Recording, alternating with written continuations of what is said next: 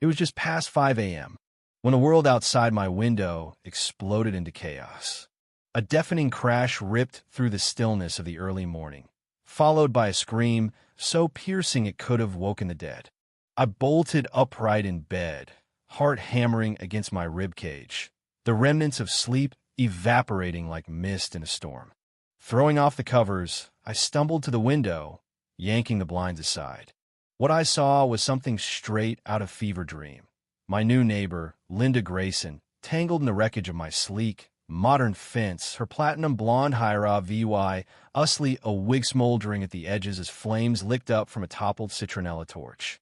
She thrashed wildly, her arms flailing like a marionette cut loose from its strings, while smoke curled into the crisp dawn air.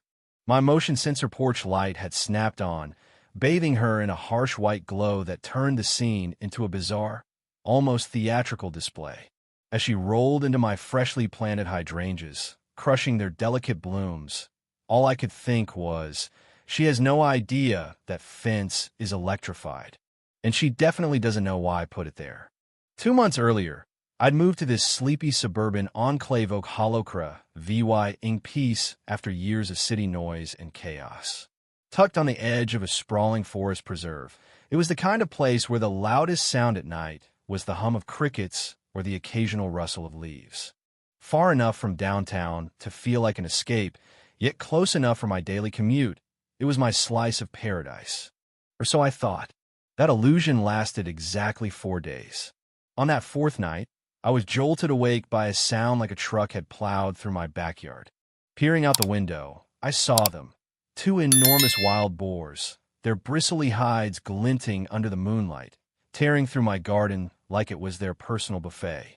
One slammed into my trash cans, sending them sprawling across the lawn with a metallic clang.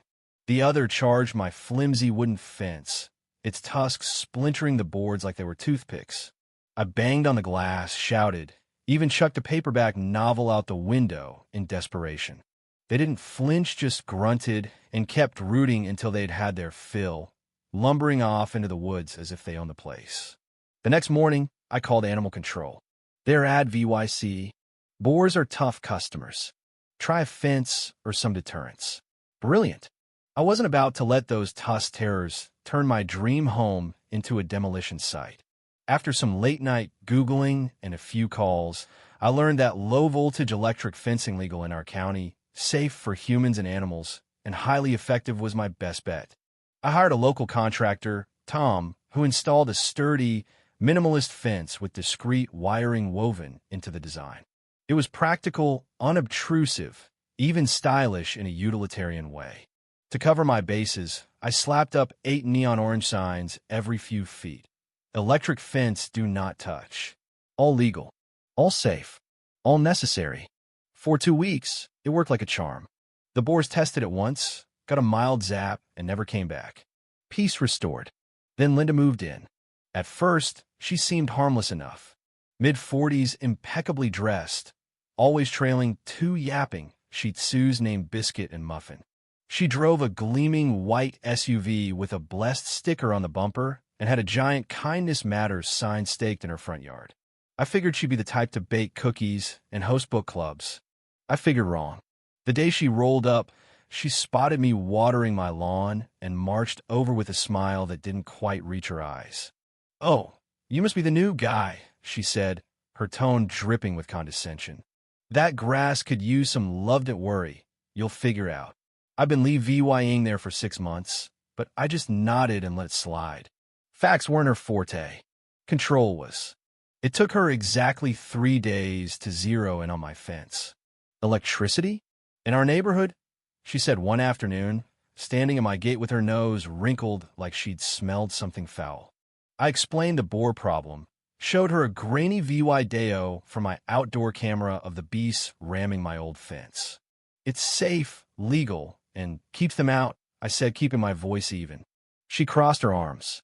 Well, I've lived in exclusive communities my whole life, and we don't resort to barbaric shock traps. Her tone was final, like she just sentenced my fence to death row.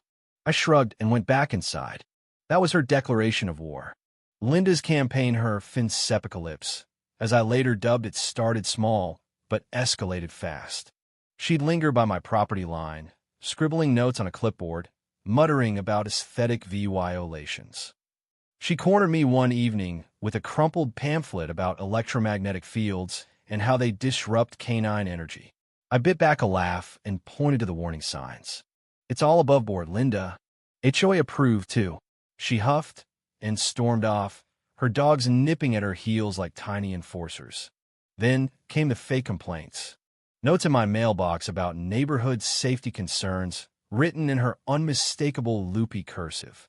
Emails to the HOA claiming my fence endangered pets and lowered property values. The HOA ignored her. They'd seen my permits, but she didn't stop.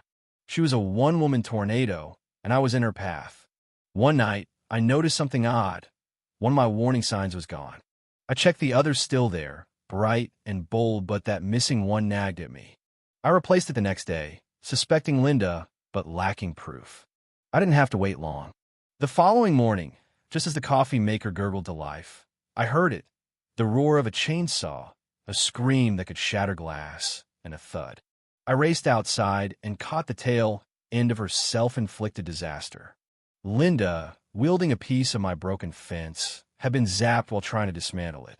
The voltage was low, designed to startle, not harm, but it sent her sprawling into my flower bed, her wig igniting from a tipped-over torch. She flailed, shrieking, as the security camera's red light blinked above my porch. I didn't say a word, just pointed at the camera and went back inside, coffee in hand. She'd walked in her own trap. The neighborhood buzzed with gossip by noon. People smirked behind their hedges, traded knowing glances over mailboxes. Linda, undeterred, limped over that afternoon with an ice pack on her wrist and a notepad, glaring at my fence like it had insulted her ancestors. She scribbled furiously, then taped a formal notice to my mailbox, complete with a forged HOA letterhead demanding I remove the hazardous installation. Her signature? Linda G., Neighborhood Standards Coordinator. There was no such title. I snapped a photo, added it to my growing Linda dossier, and sent it to the real HOA. They didn't bother replying. That night, the Boars returned.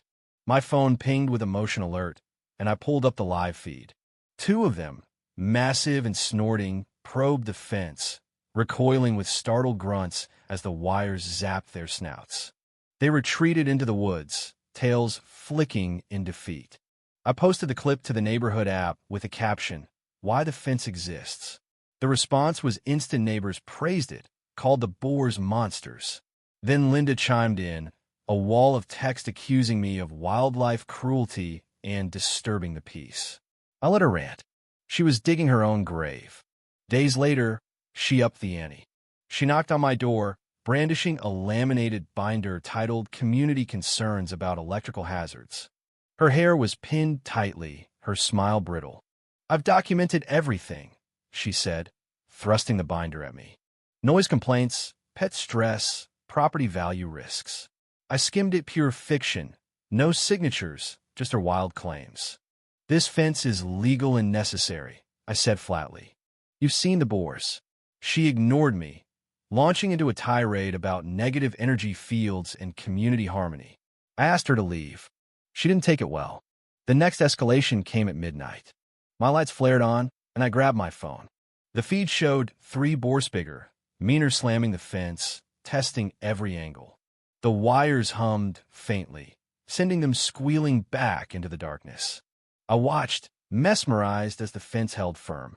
If Linda had succeeded in tearing it down, they'd have trashed my yard, maybe worse. She wasn't just a nuisance anymore, she was a liability.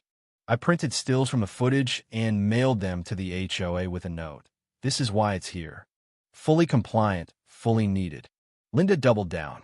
She canvassed neighbors, while VYing her binder like a prophet with a scroll, begging them to join her anti-fence coalition. Most brushed her off. Some had seen the Boars themselves. One neighbor, a quiet retiree named Ed, told me he'd caught her prying at another sign late one night, but didn't confront her. "She's unhinged," he said. I upgraded my cameras, more angles, infrared, cloud backups. Linda was reckless, and I sensed she was planning something big. It happened at dawn. I was sipping coffee when a chainsaw's growl shattered the quiet. I stepped onto the porch and saw her, Linda, directing a nervous-looking handyman as he sliced into my fence. She wore gardening gloves and a smug grin, shouting orders like a drill sergeant. Then she grabbed a metal brace to show him how it's done. The wire snapped to life, zapping her with a loud crack. She shrieked, flailing backward into my koi pond, her wig sailing into the grass as the handyman dropped the saw in panic. I recorded it all, phone steady, as she scrambled up, drenched and furious. "You did this," she screamed, storming toward me. I pointed to the camera. "It's all on tape, Linda. You trespassed. You vandalized." She froze, then retreated, dragging the handyman with her. The police arrived within the hour. I showed them the footage, the signs, the HOA approval. They watched Linda's meltdown twice, one officer stifling a laugh. "She's a regular," he said, "always stirring up trouble." They took my statement and left. That afternoon, Linda posted a novella on a neighborhood Facebook group, claiming she'd been brutally shocked and nearly killed by my illegal death trap. She begged for support, threatened lawsuits. The comments tore her apart. "Why were you cutting his fence? Those signs are huge. How'd you miss them?" She deleted the post by nightfall. The next day, the HOA president, Mark, showed up. "We've re-VYE'd everything," he said, grinning. "Your fence is fine. But Linda? She's been posing as a board member, harassing people. This is the proof we needed." He and VY'd me to the next meeting to present my case. I agreed not for revenge, but to end this once and for all. Friday's meeting was a circus. The room overflowed with neighbors, buzzing with anticipation. Linda arrived last, limping in with a neck brace, cane, and sling, her sunglasses perched dramatically atop her head. I presented calmly. Boar footage permits Linda's chainsaw chaos. The room stifled laughs as she flailed on screen. She leapt up, cane wobbling, and spun a tale of VY, Tim Hood calling the fence a public menace and me a liar. But the tide had turned. Neighbors debunked her lies. The handyman's statement sealed her fate. Mark shut her down. "You're banned from meetings for a year. No more stunts." Applause erupted. Linda sank in her chair, deflated. That night, fate delivered the final blow. A crash woke me at 3 a.m. From my window, I saw Linda's yard in ruins, her fence shredded, her garden trampled, her flamingo statues crushed.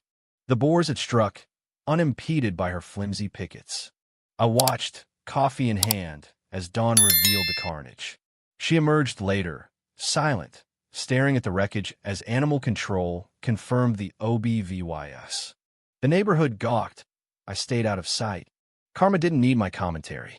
Days later, MOVYing truck rolled up. Linda's belongings vanished quietly, no fanfare, no farewell.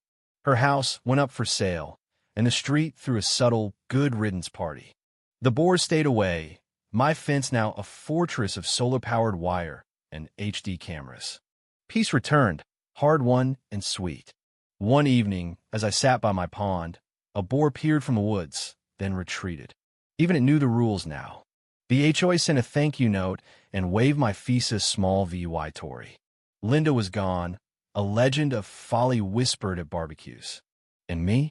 I learned that peace isn't just built, it's defended, one zap at a time. If you were the one in this story, how would you react? Would you stand up and fight back, or accept the unreasonable pressure and control from the HOA? Share your thoughts in the comments below. And don't forget to subscribe, like, and share this VY Deo with more people. Your small action gives us the motivation to keep bringing you more intense and engaging stories.